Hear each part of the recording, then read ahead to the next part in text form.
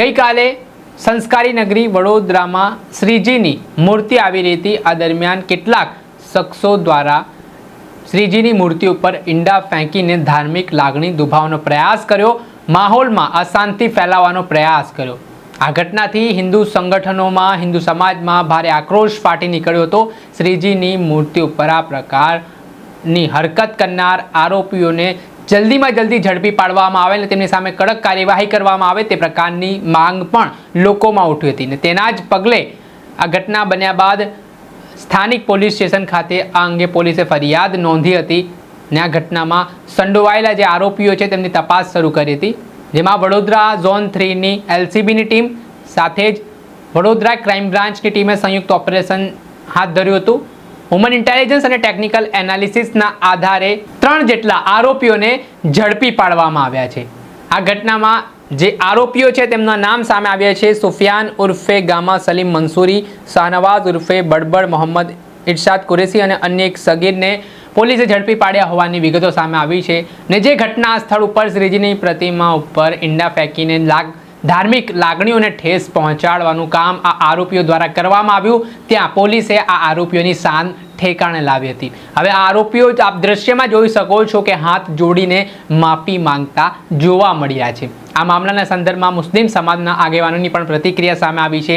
મુસ્લિમ સમાજના આગેવાનોએ આ ઘટનાને વખોડી છે ને આ પ્રકારના કૃત્ય કરનાર લોકો સામે આકરી કાર્યવાહી થાય તે પ્રકારની માંગ પણ કરવામાં આવી છે, જેમાં વર્ષોથી ગુજરાતમાં હિન્દુ મુસ્લિમ સમાજના લોકો એક સાથે રહે છે, પરંતુ કેટલાક અસામાજિક તત્વો છે તે શાંતિ ડહોળવાના પ્રયત્ન કરતા હોય છે અને આ જ પ્રકારનો પ્રયત્ન વડોદરામાં થયો છે। જોકે પોલીસે સમય સૂચકતા આખો જે ઘટનાક્રમ છે તેમાં સફળતા મેળવી છે। આ મામલે શું કહી રહ્યા છે મુસ્લિમ સમાજના આગેવાનો તે સાંભળી લો।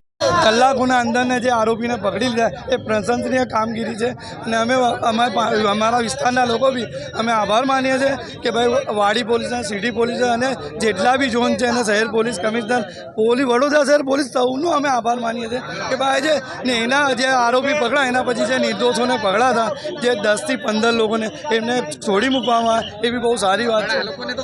આ લોકોને બહુ સજા થવી જોઈએ કે ભાઈ જે કૃત્ય કર્યું છે અને જે ધાર્મિક લાગણી દુભાઈ છે એની અમે જોડે છે, જે આવી આગામી દિવસોમાં થવી ના જોઈએ। જે વર્ષોની મહેનત હતી અને બજારની ઇમેજ હતી, વિસ્તારની મહેનત, જે અમારા સ્થાનિક લોકો, પોલીસ સ્ટાફના જોડે જે વર્ષોથી મહેનત કે કોઈ બી અનિચ્છનીય વર્ષોથી બનાવ બન્યો નથી, તેમ છતાં બની ગયો એ બહુ ખોટું છે। શું નામ આપનું? નૂરી રાયજી।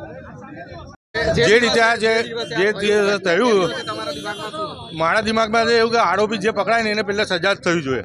એ લોકોને કાયદેસરની જે સજા થવી જોઈએ કાયદેસર થવી જોઈએ, કેમ કે અમારા પાણીગેટ વિસ્તારનું નામ ખરાબ થઈ ગયું છે। આજે 30 વર્ષથી કોઈ બબાલ થઈ નથી, આજે એ લોકોએ નામ ખરાબ કરી ગયા છે એટલે અમને બહુ એ થઈ ગયું। એટલે પોલીસ પ્રશાસને જે કર્યું છે કામગીરી 24 કલાકમાં પકડી નાખ્યા છે, બહુ સારું કામ કર્યું છે। ના કરવી જોઈએ ને, એ ધર્મની એ કરીને પછી એ લોકો કર્યું છે ખોટું કર્યું છે। આ લોકો તાજિયા છે કે ગણપતિ છે, કોઈને પણ આવું કામ કરવું ના જોઈએ। જે અંડા માર્યા છે એ તો ખોટા જ માર્યા છે। આ લોકો કોઈ પથ્થરબાજી પણ ના કરવી જોઈએ। અમે લોકો ખુદ ગણપતિને લઈ જઈને અમે તો સોંપી દઈએ સિટીમાં જઈને, અહીંયા કંઈ બબાલ થાય તો પેલા સિટીમાં જ અમે આપી આવ્યા। સખત થવી જોઈએ કાયદેસર જેટલા પણ છે એટલા પકડો, બધાને આરોપીને પકડીને નાખો। એના જે પણ મેન પણ છે, કોઈ પણ ધર્મ ના હોય, એવું નહીં કે આ ધર્મ, કોઈ પણ ધર્મ ના હોય, બધાને પકડીને નાખી દો। આખા જે મંડળ એમના જે પણ હોય, બીજા પણ હોય ને એને પણ ગાલી દો। મેં તો કહું મોહમ્મદ હુસૈન દૂધવાલા। દર્શક મિત્રો, એન કવરેજ ન્યૂઝને આપ લાઈક કરી લો, સબસ્ક્રાઇબ કરી લો અને શેર કરવાનું ભૂલતા નહીં।